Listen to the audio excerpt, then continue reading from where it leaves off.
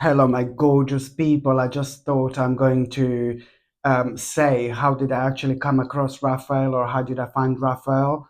Because I've never said anything about Raphael since I got him, and I've just realized, he's already 6 months old, and it was like yesterday. Look how big he is right now. Look, and it was like basically like yesterday when I went to get him, and of course, like when Coco died, I I didn't really think I'm going to have a cat whatsoever. I had cats, I had animals all my life, and I loved every single animal I've had. But Coco, there was just something very, very different about Coco, and it was like it was just different. It was just this connection that we actually had. We were so in tune with absolutely everything, and that's why it really did get me quite a lot. When Coco died, oh my god, I was like, oh, it's the end of the world for me, literally. And it affected me when Coco died. I literally, I mean, I was crying for a whole month, for a whole month. I know there was a point when it was like about a couple of weeks I was crying every day. And after like about a couple of weeks, I thought like, my God, I really thought I would stop crying by now. And it went on like every day, literally, for like a month, for a whole month. And then at the end, I just said to myself, that's it. I'm not going to have a cat again whatsoever. I'm not even going to be thinking about any cats, because it was just so painful. And at that time, I was just kind of focusing on that pain quite a lot, and I couldn't focus on anything else. And then one day, it literally just came to me. It literally came to me. Do you know what? I'm just gonna get another cat. I'm just gonna get another cat. And then I went onto the one of those like those pet websites. You go on those like pet websites where they're selling pets, and it's like, of course, they show you all the pets around, like within this area you're in, and because I was completely focusing on Persians, because Coco was like half Persian, his dad was a Persian, his mother was a Mogi.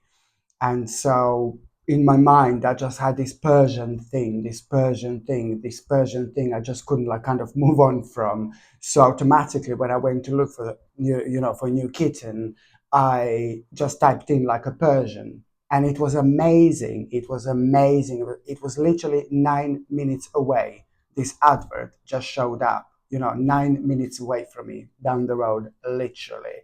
And and I saw this bunch of gorgeous kittens. I mean, they were all gorgeous. I immediately got in touch with this person who was selling them, and they were like, "Oh, we only have like a one boy left. We only have like a one boy left." And I was like, oh, "Yeah, yeah, yeah, that's fine, that's fine. I'm still gonna come and see him."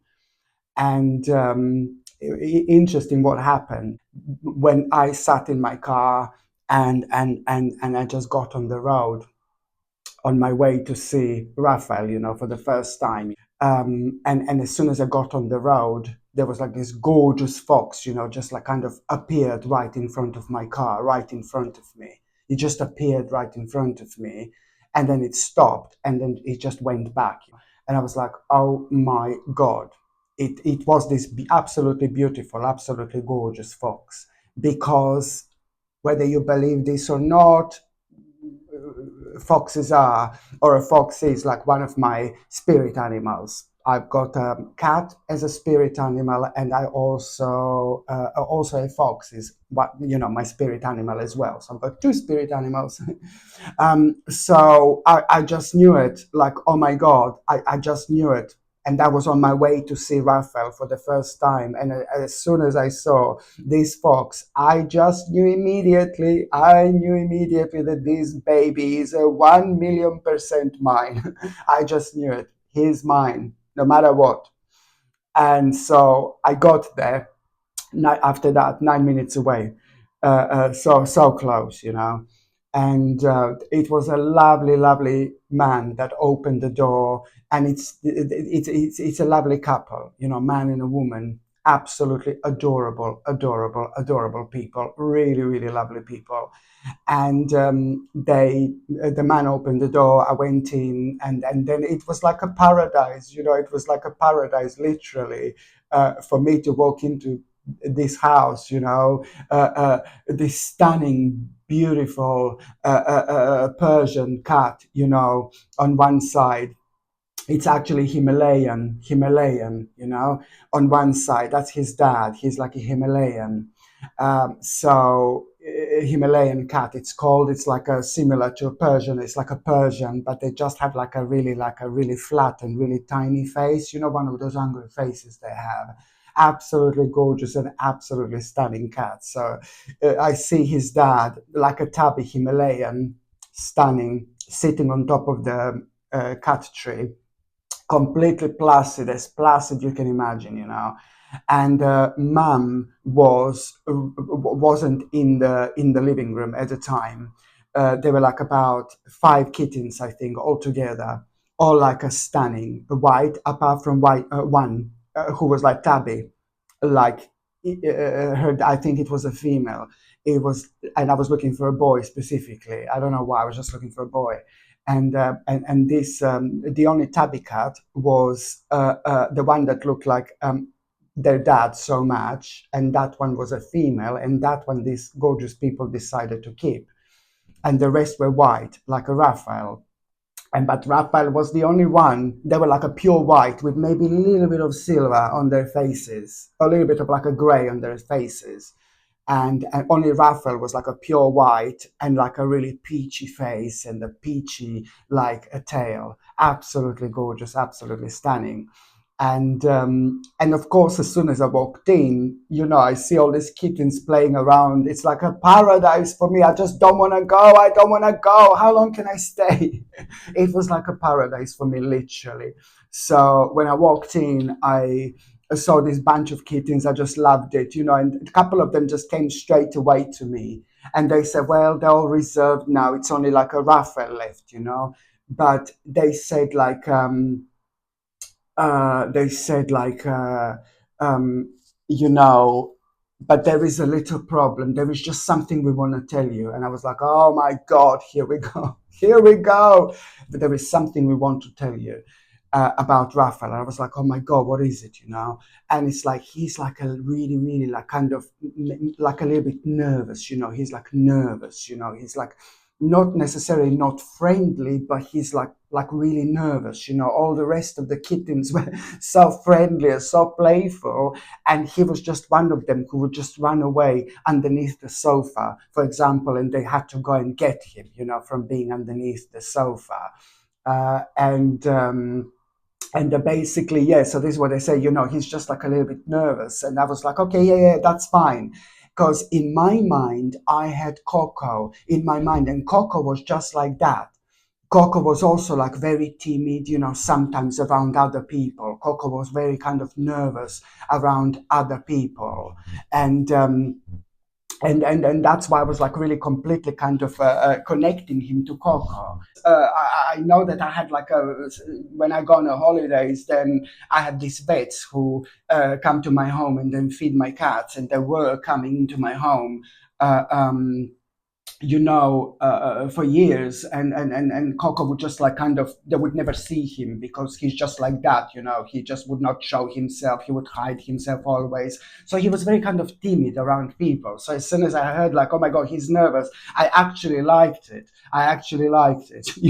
In a way, because I was like, yes, I know that's like exactly the same like my little Coco, like he was like that. So I was like, okay, that's fine. And I remember taking him into my hands the first time. Honestly, I'm not gonna lie to you. I took him in my hands. He was so tiny. He's already just so big now already. In 6 months, he's massive.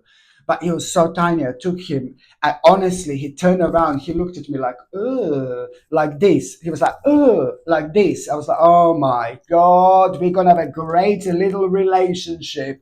And this is when the first time he looked at me, he was like, what do you want? Type of I was like, oh my God, no, no, no, no, no. It doesn't really, it was just like, it doesn't matter, it was like quite cute, He was like, who are you? What do you want? It was like really weird. Whether this would put some people off or not, I don't really know, because I mean, it is a really cute little kitten. He was only like, when I went to see him, he was 6 weeks old. So he was tiny. He wasn't even 8 weeks old. He was like 6 weeks old. So he was tiny. So, it's just their own perception of people. I mean, at this stage means nothing really. So I didn't take it too seriously whatsoever, because I knew that when I take him home, I know he's meant to be mine. I know he was meant to be with me. So I knew when I take him home, everything is going to change. And that was indeed the case. Just a couple of weeks later, I went back and I took him, and he was straight away. He was like, completely different. Yes, he was like a little bit timid. Yes, he was like a little bit shy to start with, but my God, the amount of purring he was producing, all the time, was just like kind of keep on letting me know that he's okay, he's happy, and I remember taking. Within the first couple of days, he was already like kind of relaxed and chilled out. And I remember taking a video and sending it to his owners, his previous owners, and they were like so happy, they were so delighted, and they were like, they couldn't believe, that this kitten is already so friendly with me. They couldn't believe. The woman, the wife of this man, she was like, I just cannot believe that he's so friendly with you already within 2 days, because he was very timid. And I was like, yeah, it's just like a basic. He's absolutely fine, he's very friendly, he's like chilled out, he's relaxed, so only within 2 days he was just like a normal kitten, really, but what else I was going to say, that really, when it comes to Raphael, that yeah, his mum, I only saw, I think, when I went there the second time to buy him, to pick him up, when he was 8 weeks old. I saw his mum, and she was like on top of the stairs. The lady said to me, just look at her. She's just there on top of the stairs, and she was like kind of, ooh, really nervous around me. And this is the way some cats are. Some cats don't really like strange people, or some cats don't like new people, where some cats on one hand are extremely like kind of friendly with people coming into the house. Some cats, they take a little time, and some cats don't really become friendly with people. So that's absolutely fine, that's all okay. So I saw his mom, on top of the stairs, and she was beautiful, she was gorgeous, she was absolutely stunning, pure white, and Persian.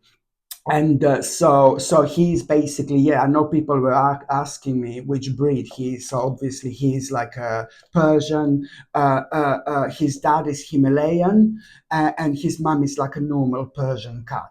His mom is like a normal Persian cat with like a doll face. They call it like a Persian with a doll face, I think. And she's like all white and beautiful, and dad is like a Himalayan. So he's his own kind of mixture of these Persians, just like Coco was his own mixture. You see, it's all in my mind. It was like Coco.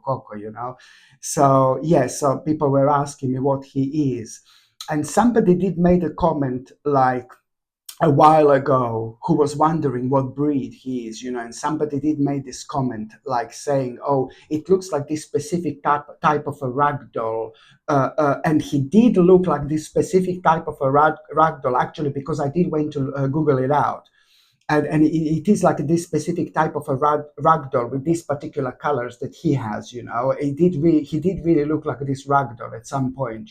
So but yeah, he's a Persian, and yes, he's brilliant. He's already, like, he goes to sleep already when I go to sleep. He wakes up when I wake up. He can sleep for China. Seriously, he can sleep for China. Honestly, he can sleep so much. Seriously, if I sleep like 20 hours, I think that he would be sleeping like 20 hours with me, my gorgeous Raphael. So he does absolutely love his sleep. When it comes to him and Cressida, you see, obviously, Cressida is my other cat. I've got other cat, Cressida, who I found in Romford. Um, um, when I was on my way to the shop at 9 o'clock in the evening, and I've decided to walk. And I just don't normally walk to the shop, but just that night, that evening, I just decided to walk. Really weird, you know. And then on my way to the shop at around 9 p.m., I just saw like this cat dumped in front of this park on an entrance, you know, at the entrance to this park. There was like a cat box. First, I've noticed a cat box, and then this gorgeous black cat around this cat box. And I just knew straight away that somebody dumped her. Somebody just left her in the park, left this cat box on the floor, left it open, and I assumed they ran or whatever. She didn't follow them. I don't know. She was old enough, you know. So I know that she was dumped, and I just couldn't leave her there. I just could not leave her there. And at that time, it was absolutely the worst time for me to take an adult cat home. You know, she was already an adult cat, and it was the worst because I already had like two elderly dogs at that time. One was like 13, the other one was 14, two Springer Spaniels. They were like elderly dogs, you know, at that point. I had Coco at that point, and I had Minnie at that point. So I had Minnie, my cat. I had Cressida. Okay, sorry, I had Minnie, my cat. I had Coco, and I had Leah and Jesse, my two dogs. So I thought, like, oh my God, plus on top of all that. No, it's not that. That wasn't the problem as such. But the problem was that I was in the process of moving out. So my whole house was full of boxes. My whole house was full of boxes. It was all crazy. It was all hectic. Like, it was just seriously the worst time. And this is how I just kind of like ended up with Cressida, because I could not leave her outside. And that was one of the best decisions I've made, like literally. Yeah. So, yeah, so Cressida ended up with me. In the meantime, my two dogs died of an old age. Minnie died, you know, my cat, Coco died, you know, everybody died. Everybody died. Yeah, so now I've got like a Cressida, and I have Raphael. So Cressida, I have no idea how old she is. Like, my estimation would be that she's about, oh my God, I would say at around 10 years old. I think that she's at around 10 years old. I'm just really kind of guessing, because I don't know how old she was exactly when I found her. She was already an adult cat, so I don't really know. But it was kind of a little bit difficult when it comes to like Cressida and Raphael to start with, because he just wanted to play straight away. He's like a kitten. He, as soon as he saw her, he was like over the moon. Yay! You know, he was like so happy. But then she was like, oh my God, what did you bring into this house? What on earth did you bring into this house? Like, she just went upstairs immediately, and she didn't want to come down for like about a couple of days. You know what the cats are like. She didn't want that come down for a couple of like days. She was just stayed upstairs. And it was like kind of, God, you know, stay away from me, stay away from me, you know, the way she was for like about, I would say, about 2 or 3 months, you know, she was kind of staying away. But then after like about 2 or 3 months, she just kind of didn't start to play with him necessarily, but she's like kind of like she was already lying down completely next to him, completely relaxed, completely chilled out. And they have moments now when they kind of play a little bit. They're kind of chasing each other, they're chasing one another, but there is no problem as such. It's just that he wants to like play so much more than she wants to, you know. She's like an adult cat, and he's a little kitten, and it's like kind of he wants to play, but she's not really kind of up for it, you know, not as much as he is, kind of. So, but it's okay, thank God, that the bottom line is they are fine, they're okay, they're doing, you know, they're doing great. She doesn't kind of attack him or anything like that, God forbidden. You know, she could, like, my God, she could like do some damage in him, you know, to him, if she wanted to, you know. But she did not, you know. She just like kind of warned him to not, you know, when she doesn't want to play or whatever, you know. She just kind of, she's very vocal, Cressida, she can be very loud, so she just kind of lets him know, no, no, no, no, I don't want to play, type of thing. But yeah, the bottom line is that they are okay. They're doing great now. I mean, they eat, at the same time. They, as I said, like they very often I did find them, sleeping one next to another. It's just that it's this age in between them. It's like having a child who is like 5 years old and an adult who is like 50, and maybe a child who's like a person who's 20 years old. So the child who's 5 years old and the person who's 20 years old, let's say. You know what I mean? It's like the 5 year old would want to play in a certain way. The 20-year-old, oh no, it's going to find this kind of boring, maybe. It's just like basically it's the way it is. Yeah, but I am happy that they do kind of, they do get on. So he goes to sleep with me when I go to sleep. He wakes up with me when I wake up. He sleeps on the bed with me as well. And what I find really fascinating is how he is very, very intelligent. He's extremely intelligent. He was here like a couple of days, and he he was like 8 weeks old, and he was already jumping to open the door. Once when we were in the bedroom, I closed the door, and he was like he wanted to like kind of go out, and he knew that he needs to jump in order to try to open the door. And I was like, oh my god, he's like 8 weeks old, 8 weeks and 2 days old, and he already knows how to open the door. I was blown away, literally. He's like very intelligent, and he already knows what no is. He knows what no is, what no means. He knew that straight away. It's really crazy. He's definitely, definitely, definitely been here before. He's very intelligent, and also when it comes to his name being Raphael, he just knew that was his name immediately. His nature is, yeah, he's very, very he's extremely playful. And I really forgot what is it like to have a kitten, seriously, because I did not have a kitten in like 18 years. I did not have a kitten since Coco was a kitten.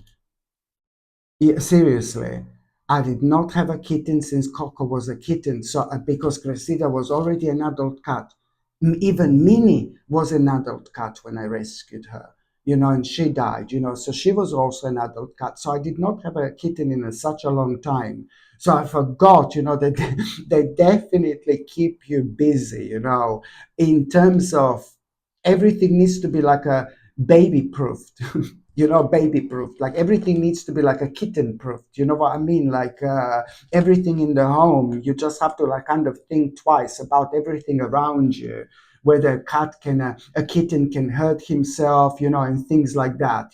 So yeah, I forgot what is it like to have a kitten. It's a beautiful, gorgeous, precious energy, you know and he did 1,000,000% he did help me to heal myself after Coco died. He did really teach me quite a lot already, especially when it comes to me thinking, oh yeah, my journey with cats, has come to an end. And I don't mean that in a bad way.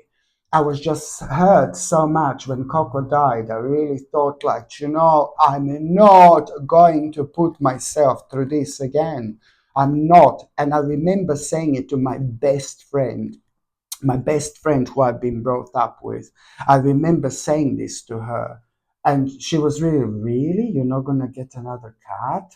She was really surprised. She was like really, really surprised. She knows me all my life. And she was like, really? But then she was like immediately, well, yeah, I can imagine how much this affected you. I suppose it's like a losing a child.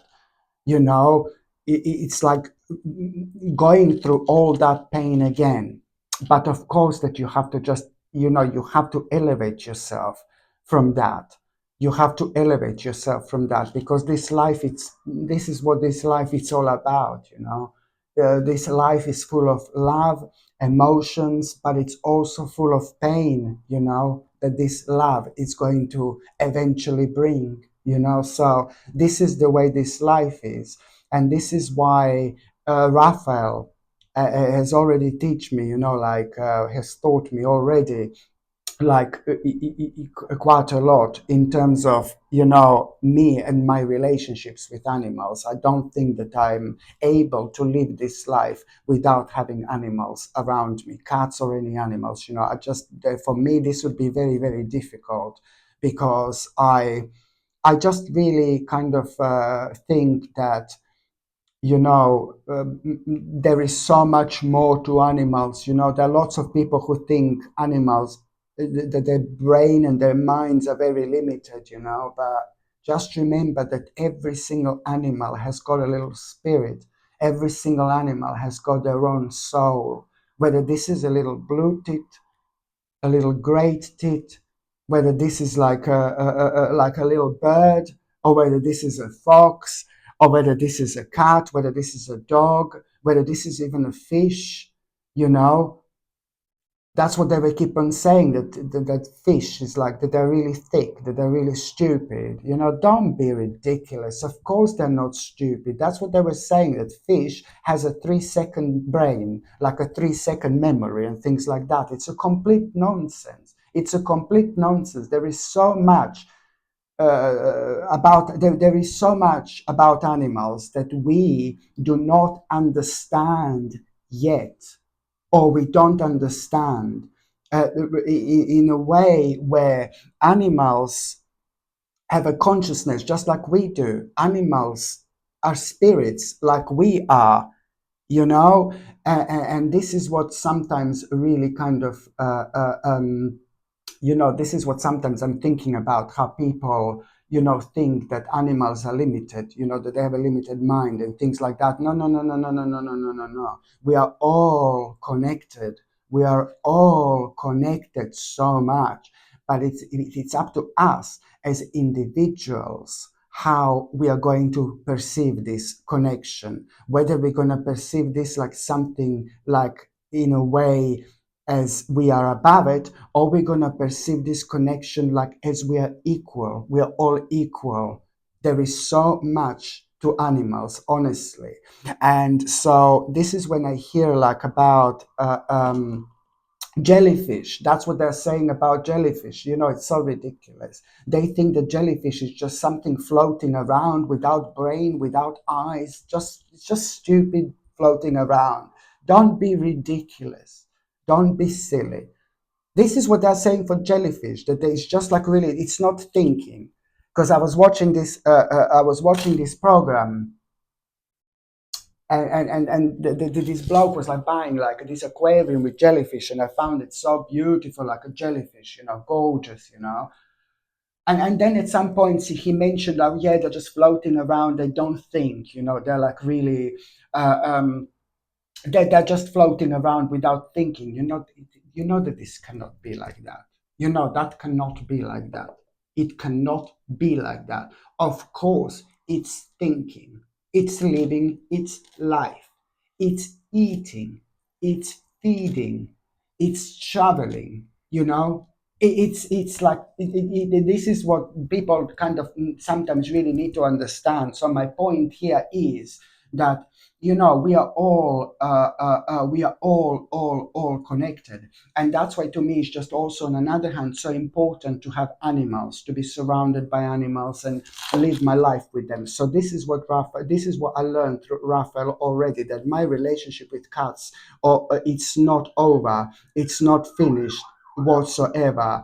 So yes, he did make my life so much happier, because I was ridiculously miserable after Coco died.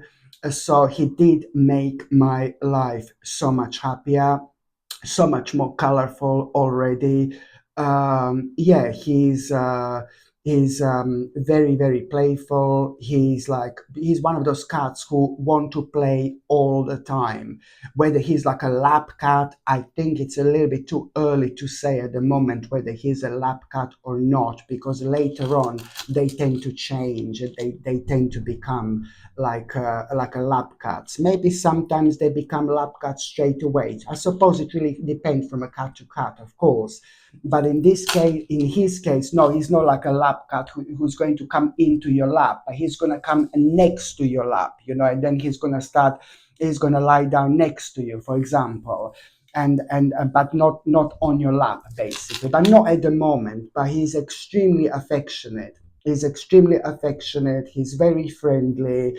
When I'm talking to him, I can see how he's thinking. While I'm saying something to him, I know that he's thinking.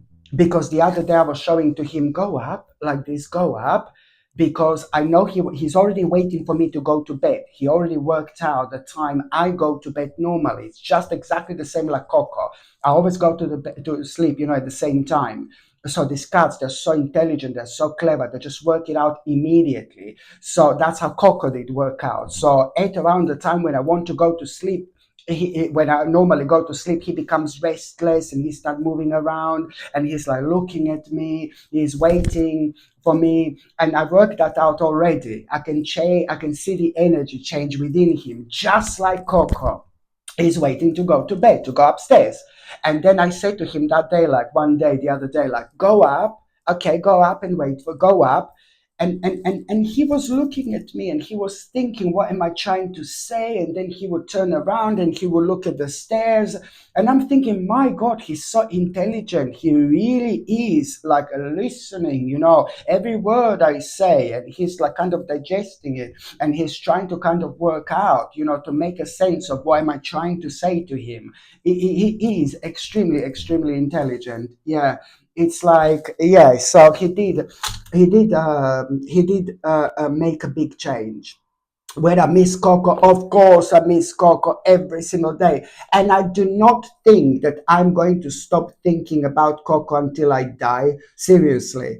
I'm thinking about Coco every single day. I am still thinking about him every single day, and I will be always thinking about Coco. But Raphael did make a huge, huge difference to my life.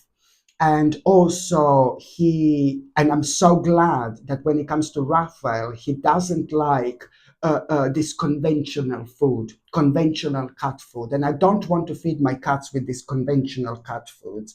I don't want to really feed my cats with these pellets. I don't want to feed my cats with these tins, our tinned food, with this processed food. I want to feed my cats with like a, boiled chicken, roasted chicken, like a natural food, and this is why I love Raphael, the way Raphael is. He doesn't really like this conventional cat food. He likes like a chicken, like organic. He loves organic, like a roast chicken. He absolutely loves it, and things like that. So he does like a, like a maybe like more. He likes like a different type of food. And I really like this so much now that I know that he absolutely loves chicken, for example, more than anything else, or he loves human food in general. The other day he had a little bit of salmon. He likes human food in general, but I would only give him something really good, something that's good for him, like an organic salmon, freshly caught, of course, or like never found, or like maybe organic chicken, for example, and this is what I absolutely love about him, because now that I have him liking this food and preferring this food so much, which I am feeding him this food, now when I have him on that food, I'm hoping to really kind of get Cressida to start eating like a chicken and like a other like a foods as well, because Cressida, she does eat, like okay, I get her like organic, like pellets, and I get them like a really good quality, like a cat food, but it isn't processed cat food. It's a really good quality. I get them the best quality I can, and because Cressida was on it for such a long time, I really hope I will be able to wean her off that food. And now, when Raphael is really wanting to eat just the organic chicken, for example, then I would really prefer Cressida to eat that food. So now I have more chance to kind of get Cressida to start eating that food as well, because I think it's much better for them. I energetically feel this and know this. I think that that food is going to be so much better for them, like a natural food rather than tinned food. So I really, really like this. To be quite honest with you. So in terms of food, he is a little bit different. Yeah, he absolutely loves human food. And also, what completely struck me, oh my God, what completely struck me was that it's these similarities with Coco he has. It's like blowing my mind. It's blowing my mind. I know I did get him at the time when I was so suffering. I was missing Coco so much. What blows me away completely is the similarities with Coco he has. Like, for example, it's this thing. When I go to sleep, then he goes to sleep at the same time. But also within the last 6 months before Coco died, he started to act very, very unusually, and he started to be spend a lot of time on the kitchen counter. On the kitchen counter, Coco spent a lot of time within the last 6 months before he died. I don't know, he changed and he was looking for different places and things like that. So he spent a lot of time on the kitchen counter, and especially behind the sink, on top of the kitchen counter, right behind the sink. That little area. So it's on top of the kitchen counter, but it's right behind the sink. There is a window ahead, and he was right there, right behind the sink, right in the middle. And this is where Coco spent a lot of his time before he died. And guess where Raphael is spending a lot of time? In the kitchen, on top of the kitchen, in the kitchen, like behind the kitchen sink, behind the kitchen sink. He sits and he sleeps. Last night he fell asleep behind the kitchen sink. It's just mental. And this is exactly where Coco has been, where Coco was within the last 6 months before he died. This is where Coco was spending the most of his time, on top of the kitchen counter behind the sink. It's just that particular spot. Absolutely crazy. Cressida, no, never did this. Minnie, my other cat, never did this. My other cats that I've had didn't do this. Just Coco. And now I have Raphael, who sleeps in exactly the same spot, you know? And also, like, what I forgot to say was, like, within the first months when I got him, the little cocos casket, what do you call that casket, when you have ashes, when they give you ashes, uh, uh, um, when you go to burn them. No, that's horrible. But when they give you ashes, when they give you like a little ashes in that little casket or whatever it's called, in a little, like a wooden box, and I have this next to my bed. And within the first, still it's next to my bed. And within the first month, he was constantly around that little box where Coco's ashes are, like an urn or whatever it's called, where Coco's ashes are. He was like within the first months when I got Raphael, he was constantly like playing around that little box. He would like sit on that little box. He would sleep next to that little box. Within the first months when I got him, I was like, oh my God, out of all the things in this room, in this house, you again choose like that particular box. And there are Coco's ashes inside that box. That was absolutely crazy. Absolutely crazy. And yes, so it's just these little similarities he has. It just absolutely blew me away. Very smart, very clever, very intelligent. I wouldn't really let him to go into my garden because Cressida can go a little bit while I'm outside, There is a busy road on the other side. Cressida is allowed to go into the garden when I'm in the garden.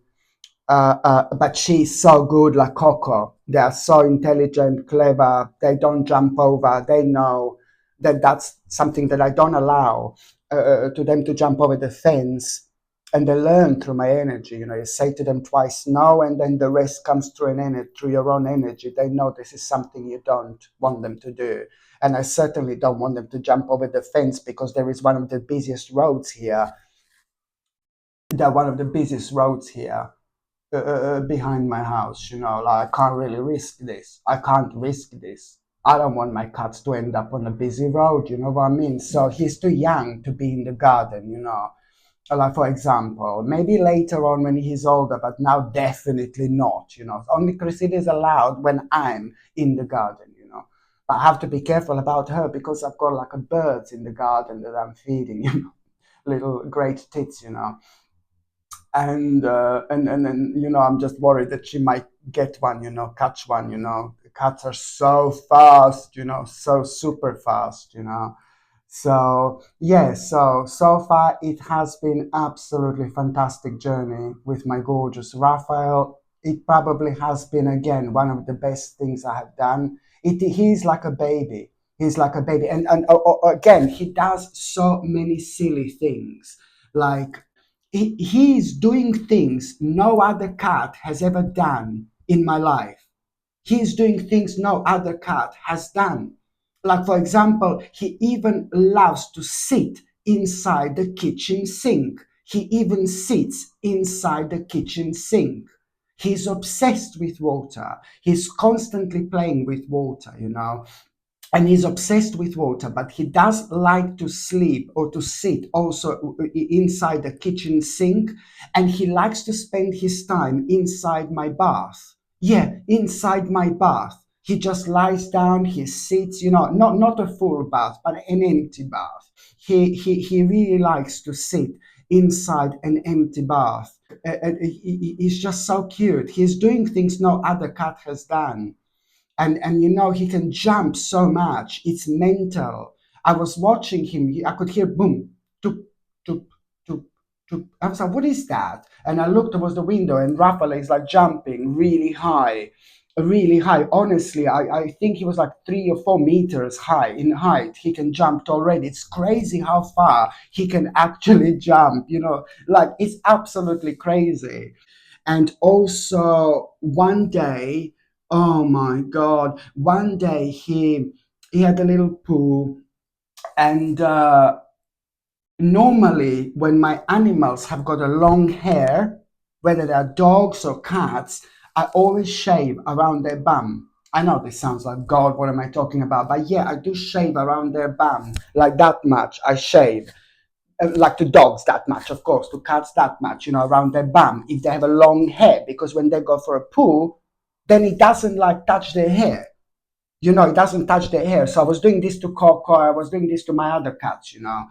And because he was still a kitten, I didn't do it to him. So of course, one day he went to the toilet and there is like a poo, a little bit of poo stuck at the back, you know, on his hair. I was like, oh God, no, I don't want him to clean this himself.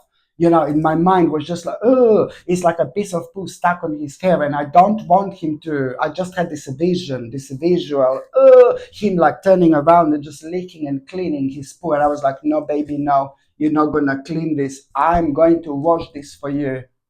I'm going to wash this for you. So I turned the tap water on. That's the last time I'm ever going to attempt to wash cats. That's the last time I'm ever going to attempt to give a bath to a cat. My God, just a few days ago, I saw this woman on YouTube like having this um it was like a little documentary, you know. She found this like a stray kitten, blah blah blah. She took this stray kitten home, and then this stray kitten became really friendly, and then she just decided to give a bath to this stray kitten, you know, who was like friendly at that time, and it's just sitting there nothing. And I thought, whoa, that's like really cool, you know, like the cat is not even doing anything, she's giving it a bath. Oh my God, when I tried this with him, never, ever, ever, I am. Never, ever, ever I'm going to attempt to give a bath to a cat after this moment in time, seriously, unless if it's like so, so, so bad and you really have to, because he just got so stressed out. And then I don't like him to be that stressed out. I don't like to stress my animals so much, but I had to clean his bum. It was so bad. It was so bad. So I managed to kind of give him half a bath somehow, and I managed to wash his bum, thank God, and it was all nice and clean. But he just, oh my God, he was so stressed out. It was crazy. It was hurting me because I don't think he understood what I was doing or what I was trying to do, because he was acting as if I'm trying to hurt him. And this is what was hurting me. I don't want him to think that I'm trying to hurt him at any point, at any time whatsoever. But I had to give him a bath. I had to wash this, and I did manage, and then at the end I was worried. My God, now first I dry him with a towel a little bit, but he has got quite a lot of hair, and then I had to take a hair dryer. Oh my God, that was another thing. Oh my God, the hair dryer. Oh, he just went completely crazy, seriously, and I didn't want him to get cold. I didn't want him to get cold, so that's why I had to use a hairdryer, and I did manage to dry him. But the whole process was like crazy. Would I do this again? No, no, no, no. But some kind of preventative measures did take place, most certainly, because I did decide to shave, around his bum, so that doesn't happen again. So I suggest this to everybody to do if you're not doing it, to just to basically shave around his bum, and something like this doesn't happen. I just did not want him to clean this by himself, but the whole experience was absolutely mental. Yeah, I don't think I'm going to be attempting, as I said, giving a bath to a cat in the future whatsoever, unless if it's a really like kind of necessary, and so this is what I was going to say as well. So yeah, it's like yeah, it's so I don't know what else to say really. It's been like a really amazing experience. Everything from the beginning. I can't believe he's already 6 months old. I'm still in touch with his owners because they're just really, really gorgeous people, man and a woman. I don't know. They're like maybe in their maybe mid 30s. I don't know. Adorable people, really adorable people. So yes, I did send them kind of updates, how Raphael looks like. And they sent me an update of the kitten that they decided to keep, his sister. She's stunning. She's stunning, yeah, his sister. And they're both gorgeous, and they both have like blue eyes, a really beautiful cats. And yeah, so far I'm really kind of obsessed with these Persians, to be honest with you, and I know it's all coming from Coco. But I'm obsessed with these cats because they have such a beautiful personality. They are very gentle, very friendly, very like a childlike, extremely, but how intelligent they are. I don't know. Maybe like I know Coco was extremely intelligent, of course, but this was such a long time ago when he was a kitten. My God, only now I started to kind of analyze these things a little bit. How intelligent these Persian cats are, and I think that lots of people would probably be put off that you have to brush their hair all the time and things like that. But it's just such a pleasure, really, to be quite honest. They tend to like to be brushed, for example, they like that. And it gives you a pleasure, to brush them because their hair is just so beautiful. If there was another kitten available at that time, I would probably get another one, I would. I'm just such a sucker when it comes to these things. And I did ask them, like, Are you sure there isn't any other available? I would get another one. I would get another one with no problem whatsoever. But of course, all of them were reserved, and one, this other one, they decided to keep. But I'm so happy. I'm so happy. I'm so glad I got Raphael. Oh my God, I'm so glad that I got Raphael. And when they told me like straight away, like, oh, well, he's a little bit nervous. Yeah, they must have thought that I'm crazy when I got probably quite excited, when I heard that he's nervous, because that's exactly how Coco was, exactly the same. Very, very gentle, very nervous. And when he looked at me the first time, Raphael, he was like, ugh, but then it was just maybe his little rebellious stage, because the second time when I went to get him, he already kind of was absolutely fine. He was like kind of different. And I wonder whether his own mother communicated to him, and told him that I will take him, and that I'm about to take him. As I said, you can think that I'm crazy, but there is so much more to cats. There is so much more to animals. Animals are way more intelligent, way more smart, and way more clever than some people think, than some people realize. So that's why I'm saying that I wouldn't be surprised that his mom said to him, like, now he's going to take you home, be nice, type of thing. Honestly, because this is how it felt. Because the second time he was not like, ugh, he was like completely different. So, yeah, he is beautiful. He makes my life so complete now. And again, now I can't believe that I was at this stage where I thought, oh no, I'm not gonna get a cut. I'm not gonna get a cut. But then again, it's like, yeah, I can't believe I was at that stage, because now I don't think I don't know how I would do if I didn't go and get him. So, and having a fox as a sign, a fox being like one of my spirit animals, as I've said before. So it means that every single time I see a fox, or I come across a fox, there is something major happening, or something major is going to happen to me, or something major is going on, or something major is about to happen. So this is how I interpret it. Interpret things like this when I see a fox being my spirit animal. So I just knew straight away I am on the right path, and I know I'm doing the right thing.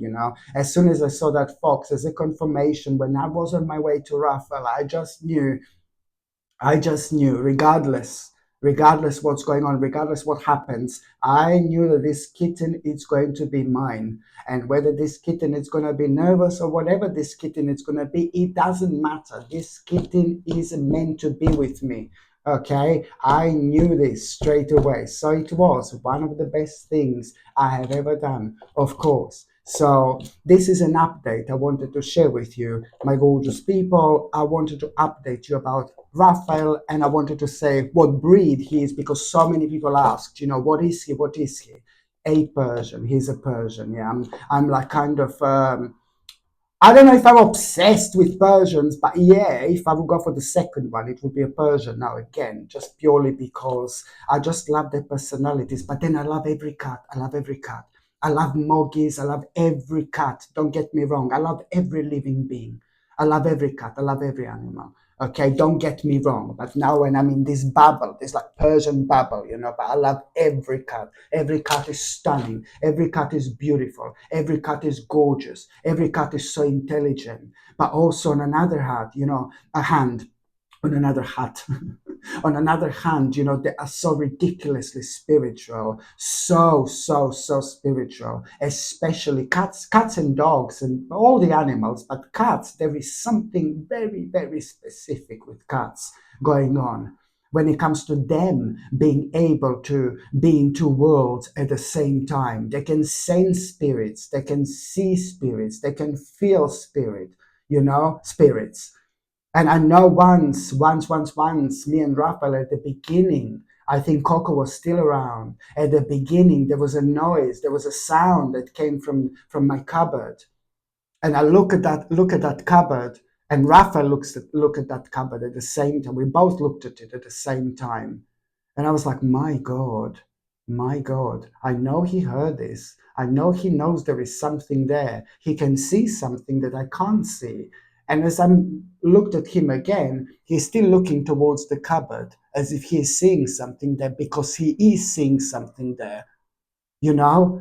And this is why my saying is that they are just so kind of so spiritual. And once also asleep, I was on my bed and he was next to me, and he just woo went like that, and he was looking around me like that behind me, just where Coco used to sleep. Coco used to be on the pillow behind my head. I would leave that bit for him behind me, especially within the last 6 or 7 months, before he died. He would always be by my head. Yeah, I would always like sleep on a little bit of pillow, and I would give him a lot.